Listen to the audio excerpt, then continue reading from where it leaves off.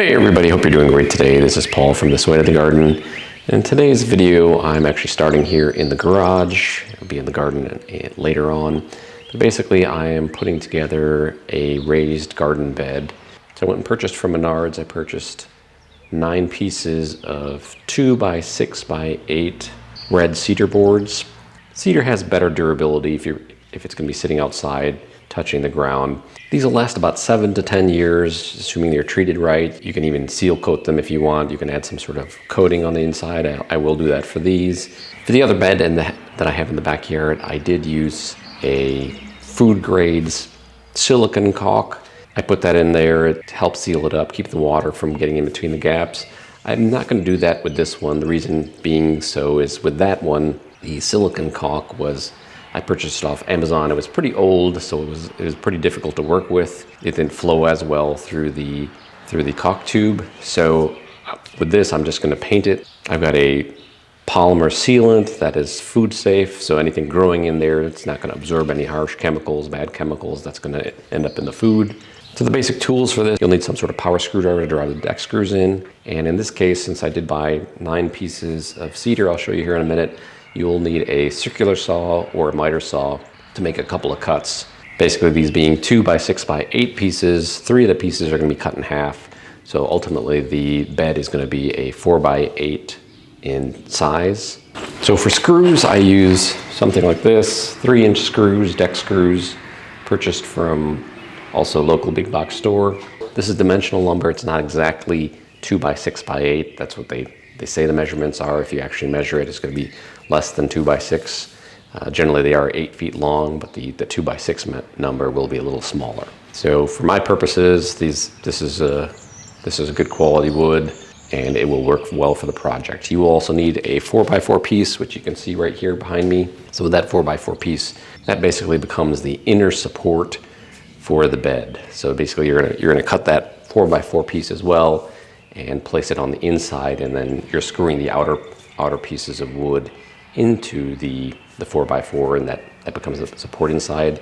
You should also brace the inside basically on that 8-foot length. You can purchase metal braces, which I do have a couple of metal braces left over from the last project, or you can use untreated 2 by 4s, put a couple of it in there on the inside of the long pieces, and then just screw those in, and that'll help keep it from separating, from bowing out due to weight from the soil. And especially the soil gets pretty heavy once it rains, water gets in there, it has a tendency to put outward pressure on that. So by adding braces, whether they be metal braces or 2 by 4s in there, you can prevent that bed from bowing out too much.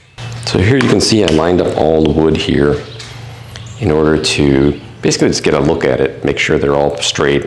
Basically, you go to the store, you place your order either online or you pay for it in store, and you go to the back and you pick the wood pieces that you want.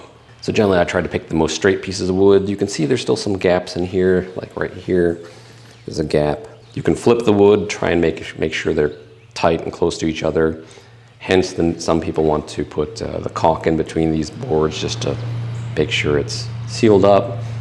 With this set, I don't plan on doing that. So these, I'm going to take 3 pieces, I'll cut them in half. Those will then become 6 4-foot pieces, and those become the ends on the 4-foot side. And then the other 6 pieces will become on the 8 side, so 3 on one side and 3 on the other side. Basically it becomes the 8-foot side, and they're stacked one on top of each other. So like I mentioned, cutting these in half, it's just pick 3 boards, cut them in half. In my case, I have a circular saw. You can use a miter saw, especially if you've got a miter saw that can be pulled outwards to cut. I also have a sawhorse over here. That's where I'll make my cuts, just using the circular saw. And my circular saw is not large enough to cut through the entire 4 by 4 piece over there. So what I will do is I'll do it in 2 cuts. So cut on one side and then cut on the other side. And basically each piece of the 4 by 4 that I cut will need to fit within these 3 here. So it'll basically just be three lined up. So 6 inch, 6 inch, 6 inch, roughly 18 inches. And then just put that in the corner there and attach using the screws, attach the wood, the side pieces as well as the end pieces, and screw them all together. You can cover the bottom if you want. In the bed I have in the back, I did cover it with a fence type mesh, a stainless steel mesh. So that's put into, that just basically keeps any underground animals like moles and whatnot from coming up underneath. Generally I don't have that issue, but it's there in case. So I have some leftover fencing, and I will use that as well too for this. So like I mentioned, this is red cedar. Runs about $20 a piece. So it ended up being $230 for all 9 of them, including tax. This 4x4 I had bought last year. I don't remember the price on that one, but it's not that expensive. I don't believe that's cedar at all. It's just a standard wood, so not as expensive compared to the cedar. Cedar runs a little more just because there's not as many cedar trees available for harvesting.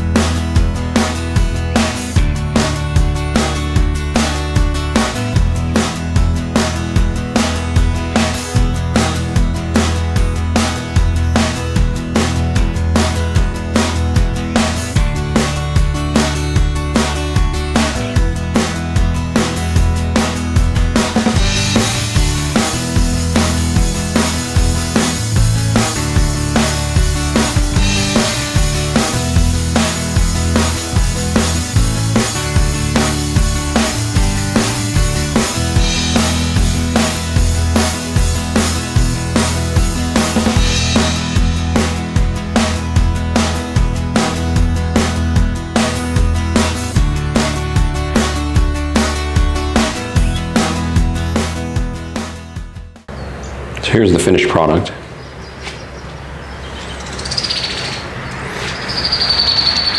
So these are the 4-foot pieces, and these 4x4s here are about 16 inches, roughly cut. And then I've got these braces in the middle here to support the long pieces there. Helps prevent it from bowing out. So now, it's not perfect, obviously. I'm not a master carpenter by any means.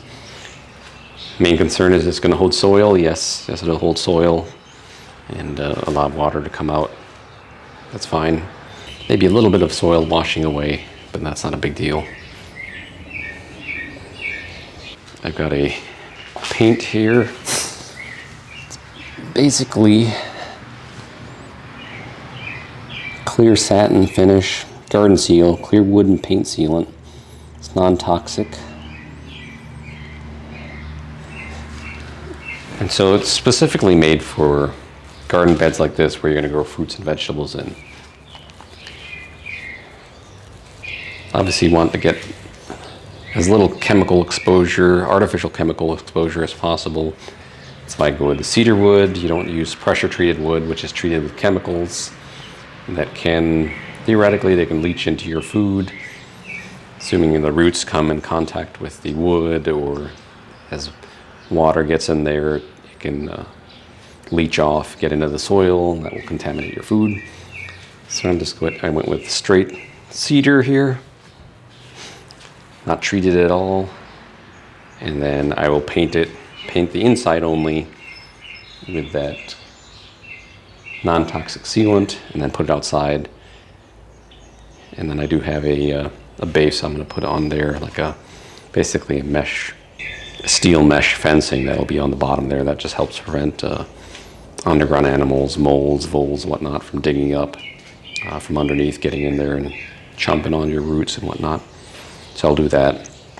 So I will paint it, and then I'll move it outside, and then I'll start filling it. I'll do a separate video about the filling process. It did take me all in all about an hour to assemble it completely.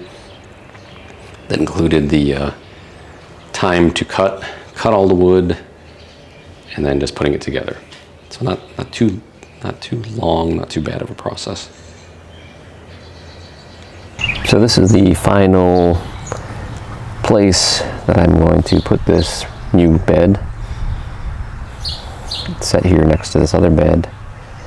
And in my next video, I'm going to show you about the process I use for filling the bed, how I'm going to fill it up. That's all I have for this video. Thank you for watching. Please hit that like button, and I'll see you in the next video.